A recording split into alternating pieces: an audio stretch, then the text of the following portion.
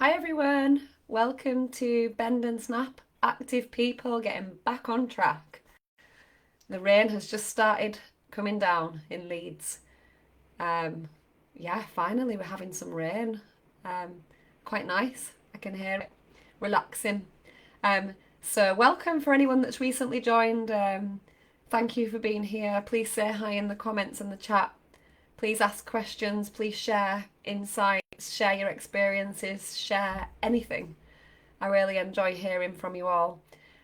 Today's session, I'm going to try and keep it a little bit short and snappy in bend and snappy style, just because I've got a session to be in at 8 p.m, so I don't want to be late joining that one. So today's session, I want to talk about, could physical treatments be the reason why you are staying stuck? Could treatment be keeping you stuck? Because my personal journey led me to that massive insight of realizing that, wow, that was the reason why I was stuck with chronic neck pain, chronic back pain, leg, all sorts of things, because I was treating the body over and over and over and over and getting a very temporary relief. So I know many people will relate to that. So it becomes a daily ritual. And I got stuck in that for years and years and years.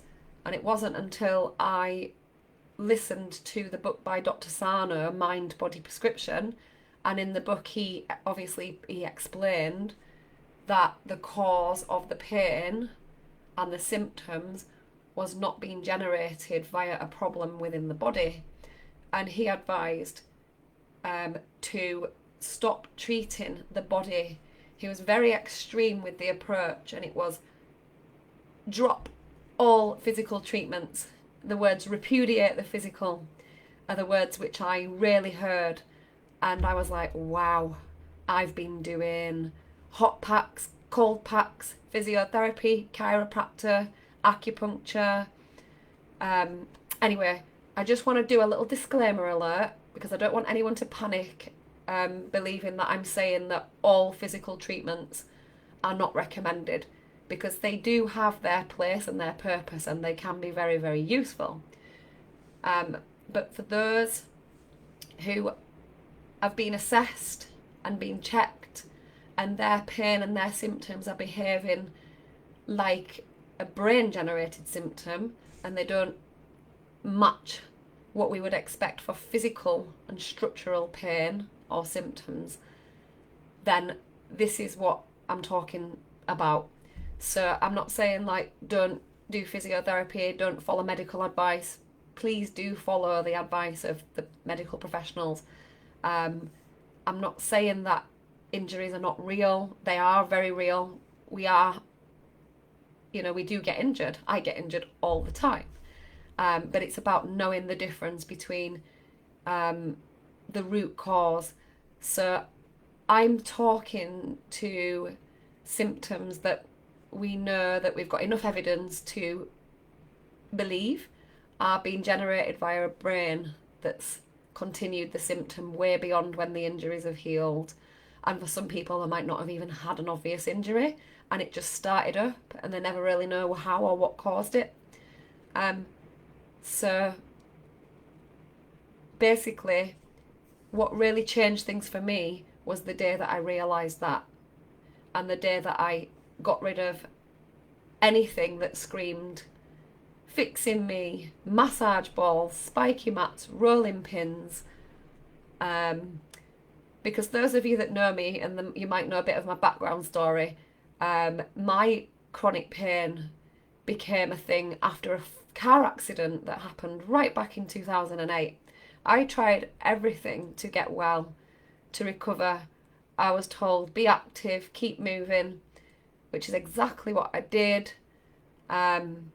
I followed all the advice, all the medical advice. Oh no, not again, I think I've frozen. This happened last week. I might need to leave and come back again. Oh, no, I'm back. Right, it froze last week and then I ended up having to rejoin, so I think I'm back again. So I followed all the medical advice. I was your perfect patient, doing everything as recommended. I did all the sessions. I never missed a session with physiotherapy. I did all the stretches that I was given. I did all the strengthening exercises, strength. I tried the hot, the cold, the foam roller, you name it. I did everything. I also had radio frequency nerve ablation, steroid injections done under X-ray guidance, and so many, many physical treatments. And the day that I finally knew something new, because what was happening was I was getting some relief, but it was very temporary. And some of those treatments, it was literally maybe only even like 5 or 10 minutes relief. And then it would be coming back and coming back, and even following those radio frequency and nerve ablations, it would eventually come back. So if that was the answer, then it would have not come back. The pain was always back, and the cycle would then repeat and repeat. So every time that I would be going back and doing special stretches or doing things to treat the body, I did not know that I was reinforcing my brain's perception that there is a problem with my body. So that would continue the cycle. So I'm summarising this just briefly. But when I began to understand that and get curious, I was like, wow. Well, it was very easy for me to throw out the hot packs, cold packs, get rid of all the stuff, get rid of the special chairs, get rid of all the devices that I had, and I would no longer be doing anything with the intention behind it to reduce pain, because I was like, well, the pain's not coming from my body, so I don't need to treat my body anymore. And for me, I actually found that kind of, for me, it felt easy to do when I understood, and I felt good knowing that it was a way out. There was a hope that I could recover. Some people will really struggle to break away from putting special creams on. They might use anti-inflammatory creams, or they might use all kinds of different things. So some people, it can be really difficult to get away from doing that. I actually found it really easy, because when I knew that it was hurting me, and I was like, oh, I'm not going to do that anymore. And as a substitute for that, I did what Dr. Sano said, think psychological. So instead of treating my body, I began to think about emotions. I thought about how I was feeling. And I literally did that. Like, what am I angry about? What might I be sad about? What might I be happy? And I just focused on that and did scribbling, little journaling and stuff. It seems absolutely amazing, but that was when I got my first piece of evidence that the connection was there. And it changed everything. So when you start to understand more about the mind-body connection and get curious about what's happening, then you will get your own bits of information, glimmers. You'll have your own personal journey with this, but you will start to see things differently.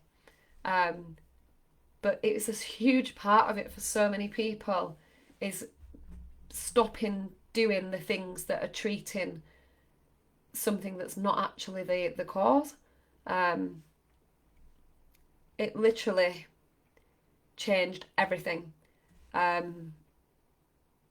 Because when I knew that my brain was in a learned pattern and it had just got really good at producing pain based on my expectations and everything else, and I just decided I'm not going to be massaging that and doing special things for it anymore. There's nothing to fix. There's nothing to fix.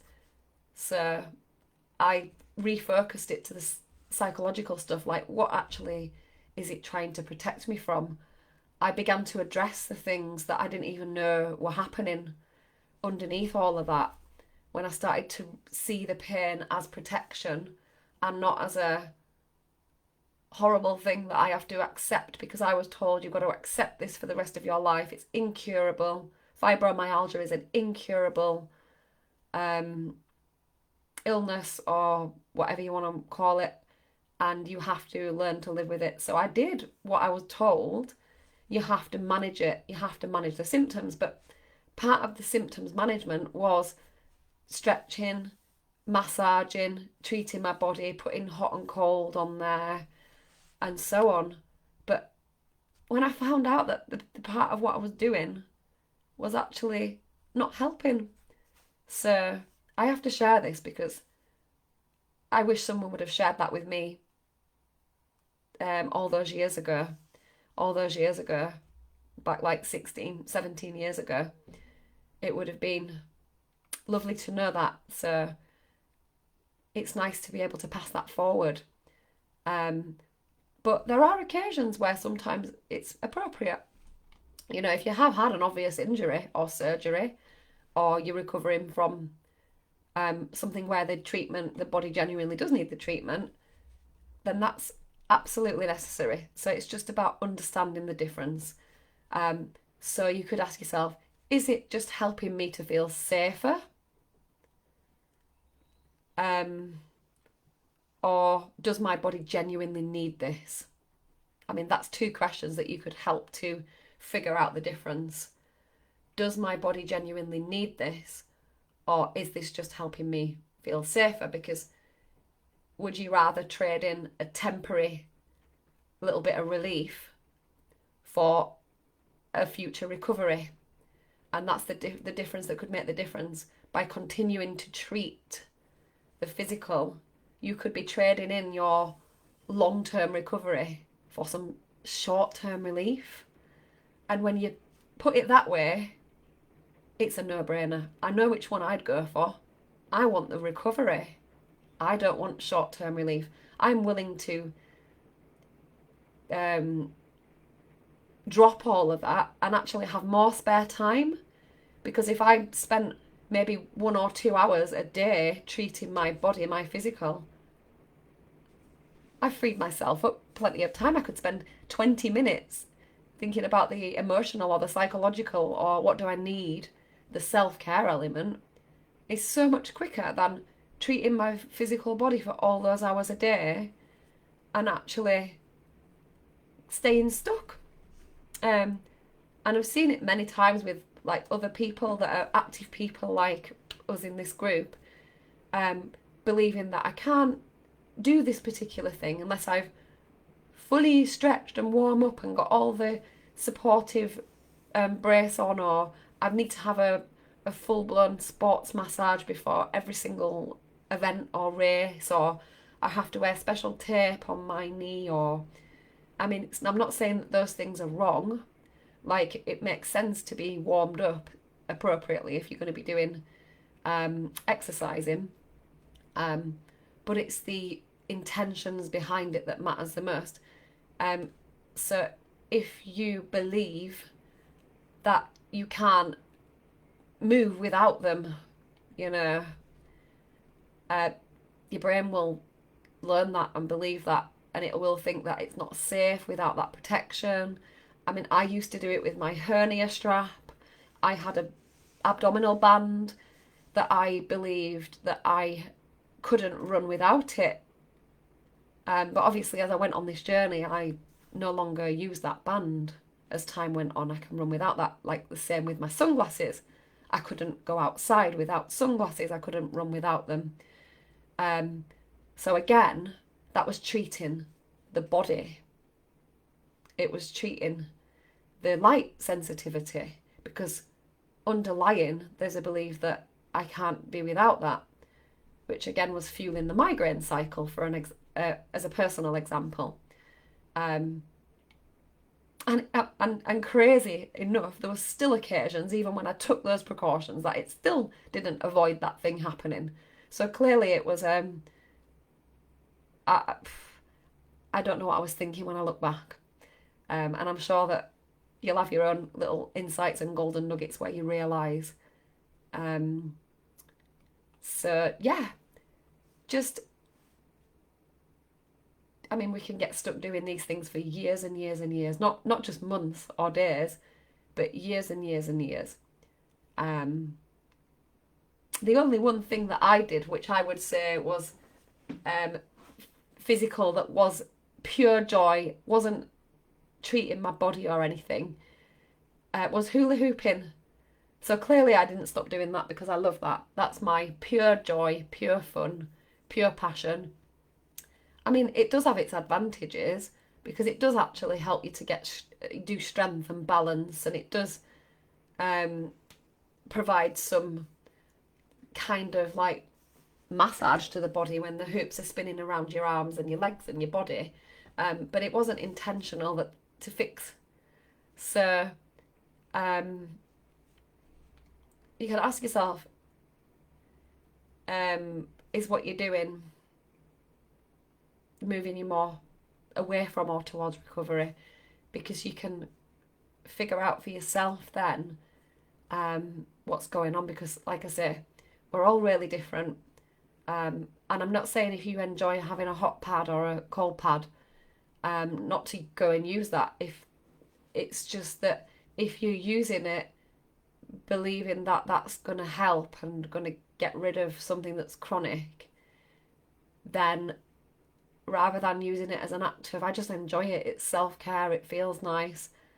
There's the difference. But I had so many things that I was doing that I just decided not to do. So I had like a little knee cushion, the special between the knees that I'd sleep with. Certain pillows, different pillows that I'd take, all of these things were unintentionally reinforcing the message that there's a problem. So I just stopped doing those things and I started to get more relief, and things got easier and easier, and it was gradual and gradual, and then they come back and then go, and then so on and so on.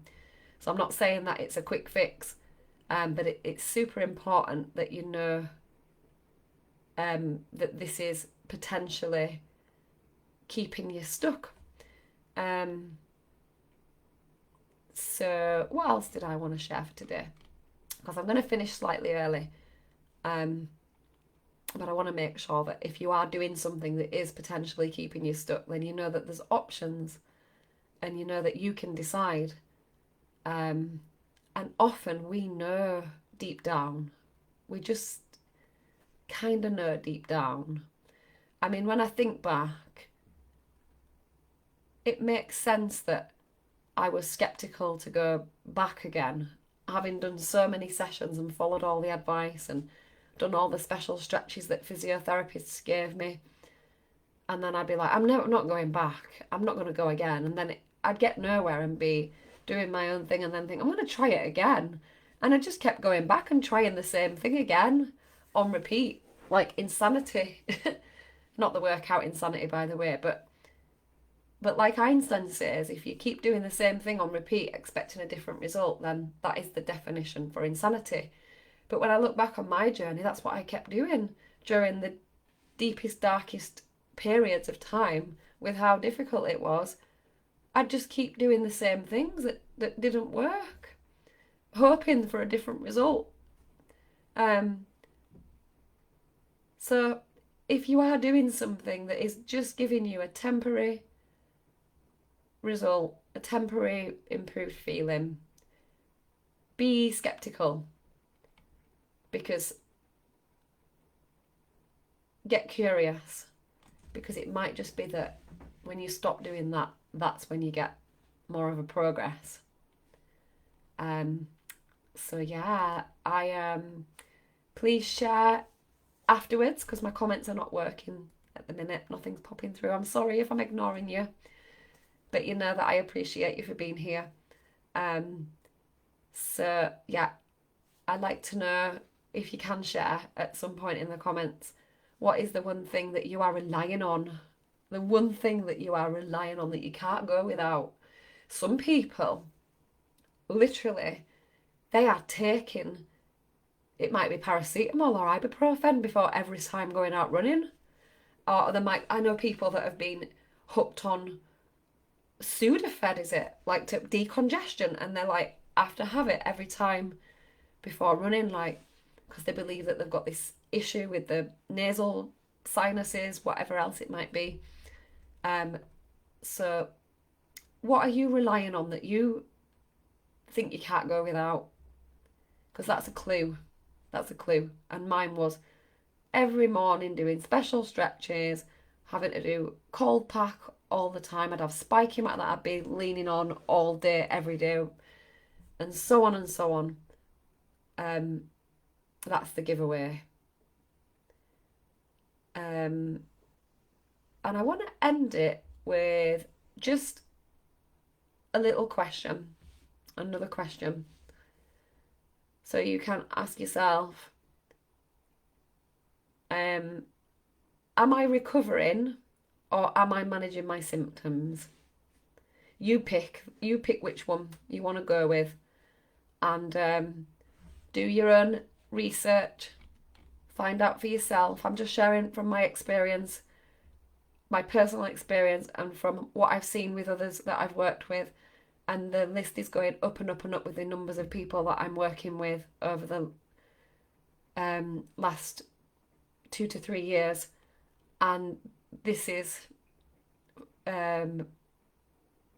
definitely something that's got to be knowing and have a go at doing. And you can go all in like I did and just do cold turkey. Or some people do it more gradually.